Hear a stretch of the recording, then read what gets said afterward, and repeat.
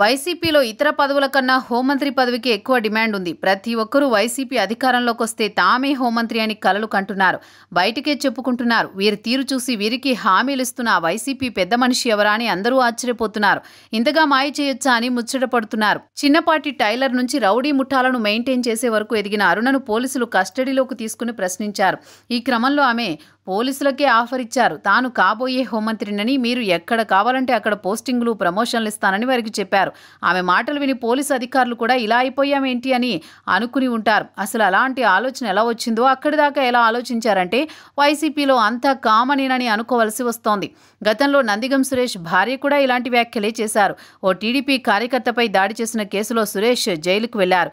ఆ సమయంలో వచ్చే ఎన్నికల్లో సురేష్ కాకుండా ఆయన భార్య బేబీలతకు తాడికొండ టికెట్ ఇస్తారని, గెలిచాక హోంమంత్రిని చేస్తారని ప్రచారం ప్రారంభించారు.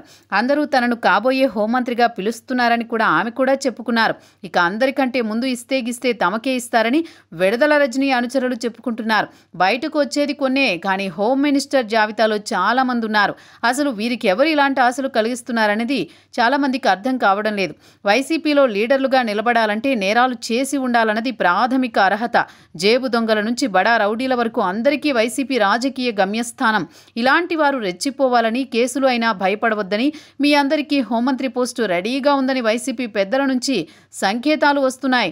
అందుకే వీరు ఇలా అతి విశ్వాసం చూపిస్తున్నారు. కానీ తమను బకరాలను చేస్తున్నారని మాత్రం గుర్తించలేదన్న సటైర్లు వైసీపీ నుంచి వినిపిస్తున్నాయి. రాబోయే రోజుల్లో మరింత మంది వైసీపీ హోంమంత్రులు తెరపైకొచ్చే ఛాన్స్ ఉంది.